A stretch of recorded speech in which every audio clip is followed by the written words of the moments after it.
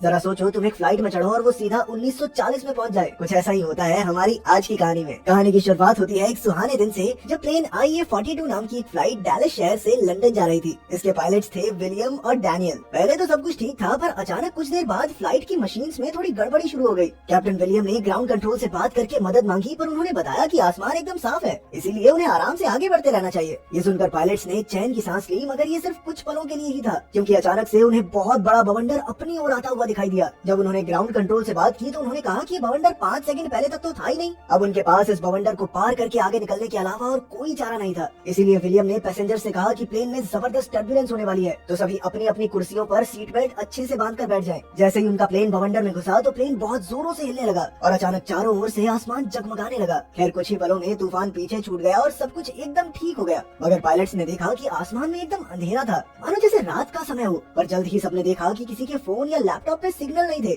उधर कॉकपिट में भी फ्लाइट की ज्यादातर मशीन्स खराब हो गई थी और विलियम कुछ भी करके ग्राउंड कंट्रोल से संपर्क नहीं कर पा रहा था। खैर प्लेन का रेडार और सारे इंजन ठीक काम कर रहे थे, इसीलिए पायलट्स ने फ्लाइट को लंदन में ही उतारने का फैसला किया। तब कैमरन नाम की एयर होस्टेस ने 2 पैसेंजर से बात की तो पता चला कि वो हिस्टोरियंस थे जो लंदन जाकर युद्ध के समय से मिली चीजों पर रिसर्च करने वाले थे। इसी के साथ वहाँ एक बूढ़ा आदमी भी था जो वहाँ हो रही हर एक चीज के बारे में अपनी डायरी में लिख रहा था। अब विलियम ने प्लेन को वापस मुड़कर देखने का सोचा, पर मुड़ने पर भी वो इस लोकेशन को पहचान नहीं पा रहे थे। तभी अचानक उन्हें रेडार पर कुछ दिखाई दिया और उन्हें लगा कि शायद ये एक और तूफान है, लेकिन सच तो उससे भी भयानक था। असल में ये कुछ लड़ाकू विमान थे जो एक शहर पर भारी बमबारी करके सब कुछ तबाह कर रहे थे। जब पैसेंजर्स ने नीचे हो रहे धमाके देखे तो सभी काफी डर गए। साथ ही हिस्टोरियंस ने कुछ ऐसी चीजें नोटिस की जो काफी संगीन थी। इधर पायलट्स को कुछ समझ नहीं आ रहा था कि अचानक कुछ लड़ाकू विमानों ने उनका प्लेन घेर लिया। फोन पर हमला करने ही वाले थे कि पायलट्स रेडार की मदद से तुरंत वहाँ से प्लेन मोड़कर लड़ाकू विमानों से दूर ले गए। अंदर सभी पैसेंजर्स की घबराहट बढ़ती जा रही थी, इसीलिए कैमरन ने उन्हें जैसे तैसे शांत करने की कोशिश की। इधर विलियम बार बार ग्राउंड कंट्रोल से बात करने की कोशिश कर रहा था, मगर कोई फायदा नहीं हुआ। तो उसने प्लेन को थोड़ा नीचे ले जाने का फैसला किया, जिससे पता चल सके कि इस वक्त वो है कहाँ।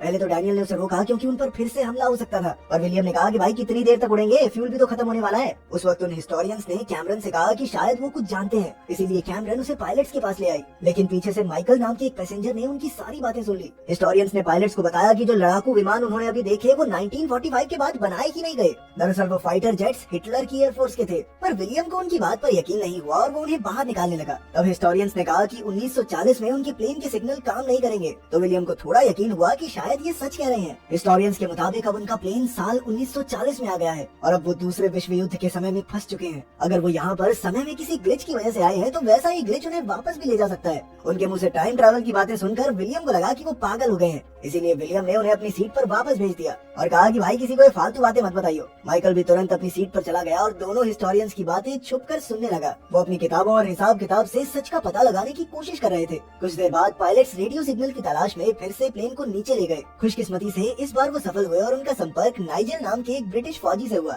जब पायलट्स ने निजल से बात की तो उसे लगा कि वो जासूस हैं, जो शायद उसके साथ मस्करी कर रहे हैं, क्योंकि उस समय की टेक्नोलॉजी से आसमान में इतनी ऊपर रेडियो सिग्नल पकड़ना नामुमकिन है। फिर जब विलियम ने उससे तारीख पूछी तो नाइजल ने कहा कि आज 17 जून 1940 है, जिससे हिस्टोरियंस की बात सच साबित हो गई। अब वो नाइजल को कैसे समझाते कि वो भविष्य से आए हैं। पर तभी हिस्टोरियंस ने वापस आकर नाइजल से बात की। उन्होंने हिसाब लगाया कि वो इस वक्त उस जगह पर हैं जहां ब्रिटिश समुद्री जहाज लैंकास्ट्रिया डूबा था। ये सुनकर नाइजल हैरान हो गया, क्योंकि वो जहाज अब तक डूबा ही नहीं था। खैर नाइजल ने अपने अफसरों से जहाज की जानकारी लेने का फैसला किया और अगर जहाज डूबने की बात सच निकली तो वो फिर से कॉल करेगा। उधर माइकल को भी सच पता लग चुका था कि वो 1940 में आ गए हैं। तो अचानक वो सभी पैसेंजर्स को सच बताकर कहने लगा कि उन्हें मिलकर हिटलर को मार देना चाहिए, जिससे कि विश्व युद्ध समय से पहले खत्म हो जाएगा और बहुत सारे लोगों की जान भी बचेगी। ज्यादातर लोगों ने उसकी बात पर विश्वास नहीं किया, पर कुछ लोगों ने कहा कि उन्हें मिलकर कॉकपिट पर कब्जा कर लेना चाहिए। खुशकिस्मती से इस फ्लाइट में 2 अमेरिकन फौजी भी मौजूद थे, जिन्होंने सबसे कहा कि कॉकपिट पर कब्जा करना एक आतंकवादी हमला समझा जाएगा। इस पर दोनों गुटों में थोड़ी हाथापाई शुरू हो गई, पर जल्द ही फौजियों ने सबको पीट कर आराम से बैठा दिया। कुछ मिनटों बाद नाइजल ने पायलट से संपर्क करके कहा कि लैंकास्ट्रिया जहाज वाली बात सच निकली और इस जानकारी की बदौलत वो काफी लोगों को जिंदा बचा पाए।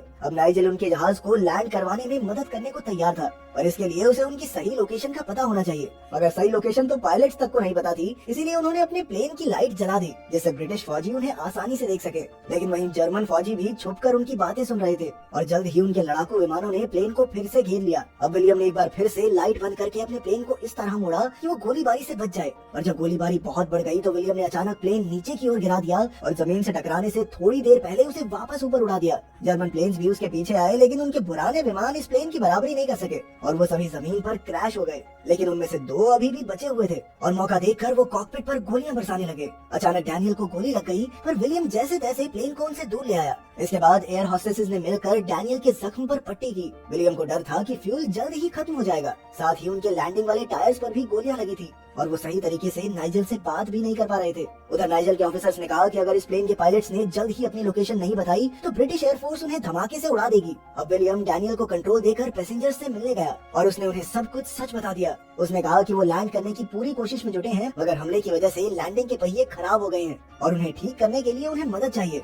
तब टेरिसा और हेक्टर नाम के इंजीनियर्स मदद के लिए आगे आए। विलियम उन्हें प्लेन के आखिरी हिस्से में ले गया जहाँ टेरिसा ने फॉल्ट ढूंढकर उसे ठीक किया, पर इसके बाद भी वो पहिए नीचे नहीं आ रहे थे। तब हेक्टर जोखिम उठाकर नीचे उतरा और एक हथौड़े की मदद से उसने लैंडिंग के पहिए खोल दिए। अब हेक्टर ने पूरे जोर से पहिए को पकड़ कर रखा ताकि वो हवा के दबाव से गिर न जाए। आखिरकार पहिए फिर से ऊपर हुए और हेक्टर प्लेन के अंदर आ गया। फिर विलियम तुरंत कॉकपिट में गया और डैनियल की मदद से उन्होंने रेडियो सिग्नल से जुड़ने की कोशिश की। जब नाइजल से उनका संपर्क हुआ तो उन्होंने उसे समझाया कि उनके पास सिर्फ 80 मिनट का फ्यूल बचा है, इसीलिए अब जल्द से जल्द उन्हें लैंड करना ही होगा। मगर अचानक वो 2 जर्मन विमान फिर से उनके प्लेन के पास आ गए। इस बार उन्होंने मिसाइल से हमला कर दिया, जिसके धमाके से प्लेन की खिड़कियां टूट गई। पूरे प्लेन में अफरा तफरी मच गई, मगर विलियम ने फिर से कई खतरनाक स्टंट करके दोनों जर्मन विमानों की टक्कर आपस में करवा दी। इसके बाद उन हिस्टोरियंस को एक तरकीब सूझी। उन्होंने कहा कि उन्हें प्लेन का रडार निकाल कर उसे नाइजल तक पहुंचा देना चाहिए, जिसकी मदद से वो उन्हें किसी सुरक्षित जगह पर लैंड करवा पाएगा। 1940 में इस वक्त ये टेक्नोलॉजी थी ही नहीं, तो शायद उनके प्लेन को इसीलिए यहाँ भेजा गया है ताकि इस परेशानी का हल निकल सके। पर तभी अचानक एक मिसाइल प्लेन की टरबाइन पर जा लगी और प्लेन पूरी तेजी से नीचे गिरने लगा। पायलट्स ने पूरी कोशिश की और फिर कुछ समय में टरबाइन फिर से काम करने लगी। फिर उन्होंने फटाफट नाइजल से बात करके रडार जमीन पर फेंकने का फैसला किया। तब ये खुलासा होता है कि ये मिसाइल असल में ब्रिटिश फौज ने ही चलाई थी। फिर नाइजल ने ऑफिसर्स को हमला रोककर रडार लाने को कहा। उधर प्लेन में सभी लोगों ने रडार को एक कपड़े में बांधकर पैराशूट से बांध दिया। इसके बाद सही समय आने पर उन्होंने पैराशूट नीचे फेंका और नाइजल को खबर कर दी। लेकिन बदकिस्मती से नाजियों ने ये बातचीत भी सुन ली और वो रडार लेने पहले पहुंच गए। एक जर्मन सिपाही पेड़ पर चढ़कर रडार तक पहुंचने ही वाला था कि अचानक ब्रिटिश फौजियों ने गोलीबारी करके उन्हें मार डाला। आखिरकार रडार उनके कब्जे में था, लेकिन वही नाजियों ने प्लेन के पीछे और लड़ाकू विमान भेज दिए और प्लेन के एक हिस्से पर मिसाइल से हमला कर दिया। इससे प्लेन में छेद हो गया और कई लोग उड़कर बाहर गिर गए। लेकिन एक बार फिर से विलियम ने जबरदस्त स्टंट करके प्लेन को जैसे तैसे बचा लिया। फिर नाइजल ने उनसे संपर्क करके उन्हें रास्ता बताया, पर तभी नाजी विमान फिर से हमला करने आ गए। लेकिन इस बार कुछ ब्रिटिश विमानों ने आकर नाजियों का सामना किया। अचानक नाइजल को रडार पर एक बड़ी परछाई दिखाई दी जो किसी विमान जैसी नहीं थी, और जब प्लेन उनकी दिशा में आगे बढ़ा तो पता चला कि ये बिल्कुल वैसा ही बवंडर था जो उन्हें इस दुनिया में लाया था। अब उनका फ्यूल भी एकदम खत्म होने की कगार पर था, तो विलियम ने रिस्क लिया और सीधा बवंडर में प्लेन घुसा दिया। उसने नाइजल को अलविदा कहा और अचानक प्लेन बहुत जोरों से हिलने लगा। कुछ पलों बाद जब रोशनी हुई तो उन्होंने देखा कि आखिरकार वो प्रेजेंट में वापस लौट आए हैं। इस वक्त वो बर्लिन में उड़ रहे थे और जल्द ही वहाँ के ग्राउंड कंट्रोल ने उनके लिए रनवे को खाली कर दिया। फ्यूल खत्म होने के आखिरी पलों में पायलट्स ने प्लेन को लैंड कर ही दिया। आखिरकार घर लौटकर सभी पैसेंजर्स बेहद खुश थे। अंत में वहाँ सिर्फ वो बूढ़ा आदमी ही बचा था जो अब भी अपनी किताब में कुछ लिख रहा था। उसकी किताब में उसी रास्ते का नक्शा था जिससे वो वापस लौटे थे, और किताब का नाम था radar system that saved Europe. जब उस बूढ़े आदमी ने किताब बंद की तो खुलासा हुआ कि असल में वही निजल था जिसने 1940 में उनके प्लेन की मदद की थी। अगर वीडियो पसंद आई तो लाइक कर देना, चैनल को सब्सक्राइब कर देना। मिलते हैं अगली वीडियो में।